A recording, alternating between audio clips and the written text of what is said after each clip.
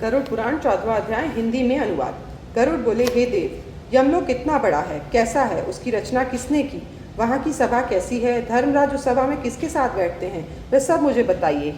हे दयानिधे, जो मनुष्य धार्मिक हैं वे धर्म के मार्ग से किस प्रकार धर्मराज के मंदिर में जाते हैं, उन धर्मपरायण लोगों और उनके मार्गों को मुझसे कहिए। श्री भगवान बोले, हे गरुड़, सुनो। धर्मनगर के जिस द्वार से नारद आदि देवर्षि प्रवेश करते हैं वह दिव्य मार्ग बड़े ही पुण्य से प्राप्त होता है। दक्षिण और नैऋत्य कोण दक्षिण पश्चिम के मध्य में यमपुर है, जिसमें वैवस्वत के पुत्र यमराज रहते हैं। ये व्रज व हीरों से निर्मित हैं, दीप्तिमान और दिव्य हैं, जिसे सुर और असुर कोई भी भेद नहीं सकता। ये नगर चकोर है, इसमें 4 द्वार हैं और ये किले नुमा ऊंची दीवारों से सुरक्षित है। इस नगर का विस्तार 1000 योजन है। इस नगर में चित्रगुप्त का अति सुंदर भवन है, जिसका विस्तार 25 योजन है। उसकी ऊंचाई 10 योजन है, जो बहुत भव्य है तथा लोहे की दीवारों से घिरा हुआ है। इसमें आवागमन के लिए सैकड़ों सड़कें हैं, जो पताका तथा ध्वजाओं से सजी हैं। वे विमानों के समूह से भरा हुआ है और मधुर वाद्य व गीत संगीत से गुंजित है। इसमें कुशल चित्रकारों द्वारा निर्मित चित्र लगे हैं और ये देवताओं के श्रेष्ठ शिल्पियों द्वारा बनाया गया है।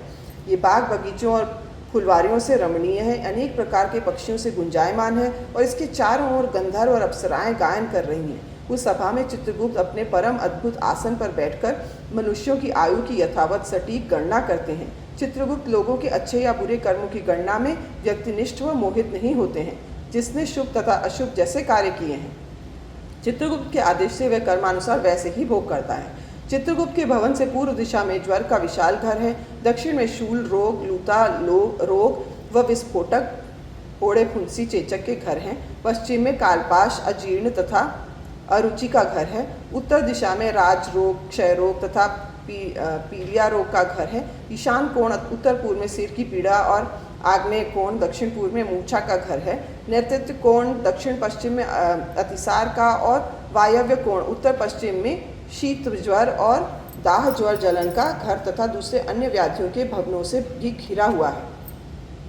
चित्रगुप्त मनुष्यों के शुभ अशुभ कर्मों को लिखा करते हैं। चित्रगुप्त के भवन के 20 योजन आगे यमपुर के मध्य में धर्मराज का विशाल दिव्य भवन है, जो रत्नों से मढ़ा हुआ है और जो बिजली की रोशनी तथा सूर्य की कांति के समान सुशोभित है। इस भवन का विस्तार 200 योजन है और ऊंचाई का प्रमाण 50 योजन है। ये भवन हजारों मणिजड़ित स्तंभों से निर्मित, पन्ना मणियों से जड़ा हुआ और सोने से अलंकृत है। ये नाना प्रकार के सुंदर भवनों, देवालयों और राजमहलों से परिपूर्ण है। यहाँ शरद ऋतु के बादलों जैसी छटा है। स्वर्ण कलशों में सुशोभित ये भवन अति मनोहारी लगता है। चित्रों से सुसज्जित इस भवन की सीढ़ियाँ स्फटिक से बनी हैं और फर्श हीरों से सुशोभित है। इस भवन के झरोखों में मोतियों की झालरें लटकी हुई हैं। भवन पताका ध्वजाओं से सुशोभित है, वाद्यों और नगाड़ों के मधुर संगीत से शब्दायमान है और स्वर्ण के तोरणों से सुशोभित है। नाना प्रकार के आश्चर्यजनक वस्तुओं से परिपूर्ण ये सोने के हजारों दरवाजों से युक्त है। बिना कांटों वाले वृक्षों, लताओं और फूलों से सजा है। इस प्रकार के तथा अन्य बहुत से भूषणादि से ये भवन सर्वदा विभूषित रहता है।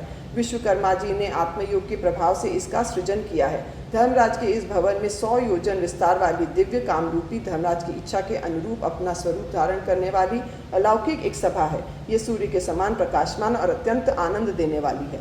इस सभा में न अति शीत है, न अति गर्मी है। ये मन को अत्यंत प्रसन्न करने वाली उस सुहानी सभा में न किसी को शोक है, न जरा बुढ़ापे, न क्षुब्धता, न भूख, न तृष्णा, न प्यास, न ही कुछ अप्रिय है। इस सभा में देवलोक व मनुष्यलोक में जो भी काम्य विषय हैं वे सभी यहाँ उपलब्ध हैं। वे सभी स्वादिष्ट खाद्य एवं पेय पदार्थों से पूर्ण है, अर्थात अक्षय पात्र, ऐसा बर्तन जिसमें पदार्थ कभी समाप्त ही नहीं होता है। वहाँ मधुर, शीतल तथा गर्म जल भी उपलब्ध है। वहाँ मनोहर ध्वनि सुनाई देती है और कल्प वृक्ष, मनोवांछित फल प्रदान करने वाला वृक्ष भी स्थित है। हे गरुड़, ये सभा बाधा रहित, रमणीय और सभी की मनोकामना को पूर्ण करने वाली है।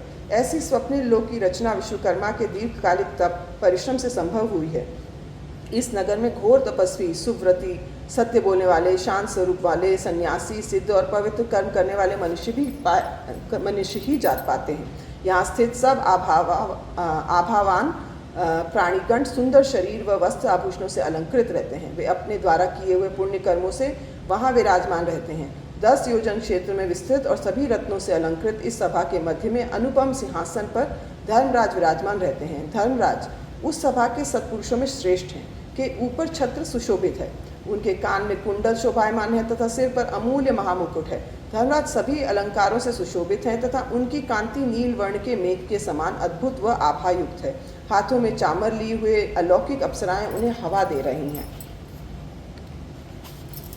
गंधर्वों और अप्सराओं का समूह गीत और नृत्य से धर्मराज का मनोरंजन कर रहा है।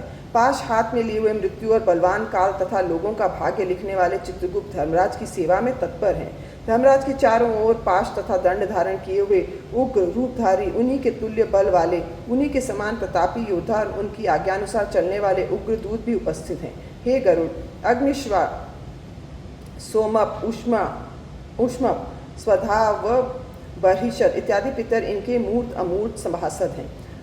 अर्यमादि पितृगण तथा अन्य मूर्तिमान पितर दूसरे मुनियों के साथ धर्मराज की प्रतीक्षा व उपासना करते हैं।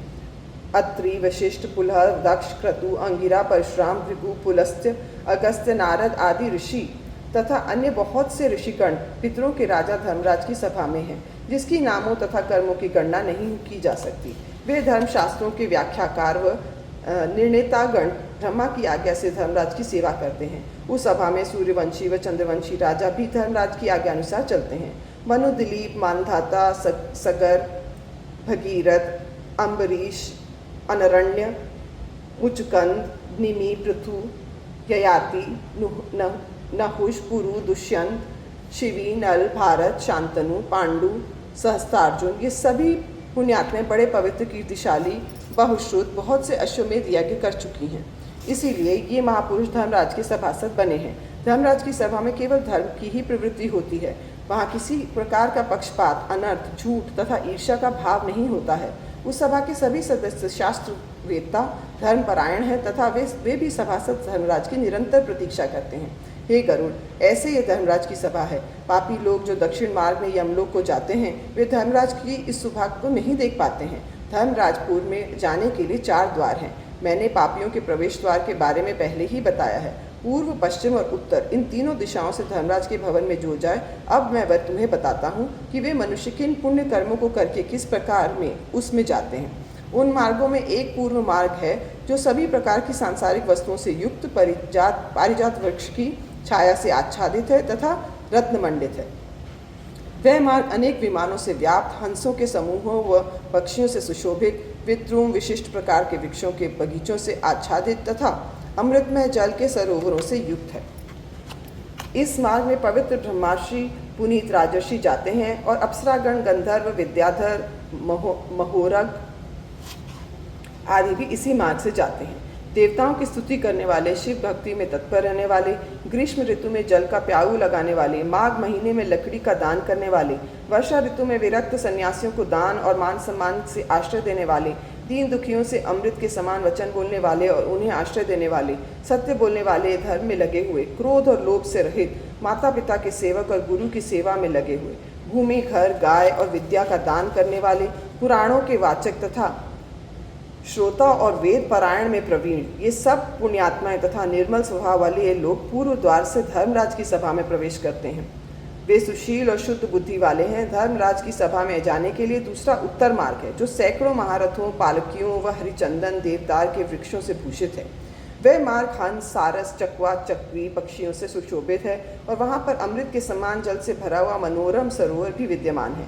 इस मार्ग से वेदों के ज्ञाता और अतिथियों का आदर सत्कार करने वाले, भगवती दुर्गा तथा सूर्य के भक्त और पर्वों में तीर्थ स्नान करने वाले आते हैं।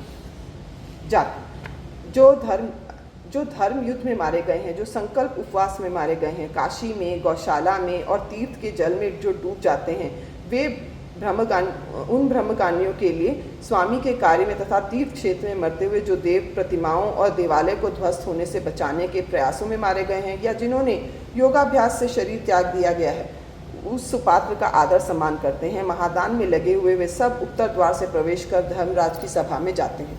धर्मराज की सभा में जाने का तीसरा मार्ग पश्चिम द्वार है, जो रत्नों से बनी हवेलियों से सुशोभित है और सदैव अमृत रस के तुल्य स्वाद वाले जल के सरोवर में से संपन्न है। वह मार्ग ऐरावत प्रजाति के हाथियों से भरा हुआ है और उच्च श्रवा नामक उत्तम अश्वों से युक्त है। इस मार्ग से आत्म तत्ववेता योगी सत शास्त्रों का चिंतन करने वाले, विष्णु के अनन्य भक्त और गायत्री मंत्र को जपने वाले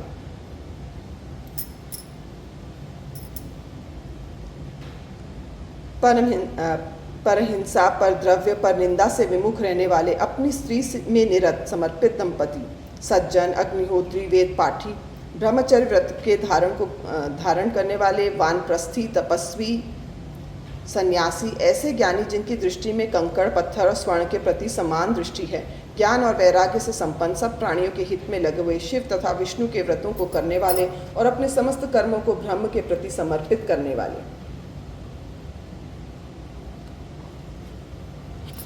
तीनों ऋणों से मुक्त, पंच यज्ञ में रत, पितरों का श्राद्ध करने वाले, समय पर संध्योपासना करने वाले, कुसंगति से रहित और सत्संगति करने वाले, ये सब लोग अप्सरा गणों में से युक्त उत्तम विमानों में बैठे हुए अमृत पान करते हुए धर्मराज के भवन में प्रवेश करते हैं। ये लोग पश्चिम द्वार से प्रविष्ट होकर धर्म सभा के अंदर जाते हैं। उनको देखकर यम बारंबार स्वागत करते हैं और सम्मुख आने पर यमराज खड़े होकर उनका स्वागत करते हैं। यमराज उस समय चतुर्भुज भगवान विष्णु के समान स्वरूप धारण करके शंख, चक्र, गदा और खड्ग धारण किए हुए वरदहस्त होकर ऐसे जन जो पुण्य कर्म में रत रहे हैं उनके साथ स्नेह से मित्रवत व्यवहार करते हैं, उन्हें सिंहासन देते हैं और नमस्कार करते हैं, पाद्यर्घ देकर चंदन आदि से उनका आदर सत्कार करते हैं। वे अपने सभासदों से कहते हैं, हे सभाजनों, इन ज्ञानी जनों को आदर से नमस्कार करो। ये इस मंडल यमलोक को भेद कर ब्रह्मलोक को जाएंगे, अर्थात मोक्ष प्राप्त करेंगे। बुद्धिमानों में श्रेष्ठ और नरक के क्लेशों से डरने वाले आप लोगों ने पुण्य लोक से आनंददायक देवत्व को प्राप्त किया है। जो दुर्लभ मनुष्य योनि शरीर को पाकर स्थायी धर्म की सिद्धि नहीं होती, स्थायी धर्म की सिद्धि नहीं कर पाता, वह पुनः घोर नरक में जाता है। अतः उससे अधिक विवेकहीन और कौन है? जो मनुष्य अस्थिर शरीर और अस्थिर धन, वैभव आदि का उपयोग पुण्य संचय हेतु करता है, वही एक बुद्धिमान मनुष्य होता है। इसीलिए नाना प्रकार के यत्नों से धर्म का संग्रह करना चाहिए। पुण्यात्माओं, अब आप सर्वसंपन्न स्थान अर्थात स्वर्ग वैकुंठ लोक में जाइए। इस प्रकार के धार्मिक वचनों को सुनकर पुण्यात्माएं तब धर्मराज व उस सभा को प्रणाम करके देवताओं द्वारा सम्मानित और मुनीश्वरों द्वारा स्तुति प्राप्त करते हैं। तदुपरांत उत्तम विमानों में बैठकर परम पद को प्राप्त करते हैं और उनमें से भी कुछ परम आदर के पात्र बनकर स्वेच्छा से धर्मराज की सभा में ही रह जाते हैं। वहाँ कल्प के अंत तक रहकर दिव्य भोगों को भोगकर शेष पुष्य फलों के अनुसार पुनः मनुष्य योनि में जन्म लेते हैं, जो अत्यंत दुर्लभ है। तब वे मनुष्य योनि में महाधनी, सर्वज्ञ, सब शास्त्रों से में पारंगत होते हैं और ऐसे मनुष्य पुनः अध्यात्म चिंतन में संलग्न हो रहते हैं और इन्हीं सत्कर्मों के फलस्वरूप फिर से परम गति अर्थात मोक्ष को प्राप्त करते हैं। मनुष्य फिर अपने आत्मज्ञान से परम गति मोक्ष को प्राप्त होता है। हे गरुड़, तुम्हारे द्वारा पूछे गए यमलोक संबंधी प्रश्नों का वर्णन मैंने तुमसे किया। जो इस को भक्ति पूर्वक को सुनता है वह धर्मराज की सभा में ही जाता है। अनादिनधनो देवः शंख चक्र गदाधर अक्षय पुंडरीकाक्ष प्रेत मोक्ष प्रदो भव। गरुड़ पुराण सारोद्धार हिंदी टीका का 14वां अध्याय समाप्त हुआ।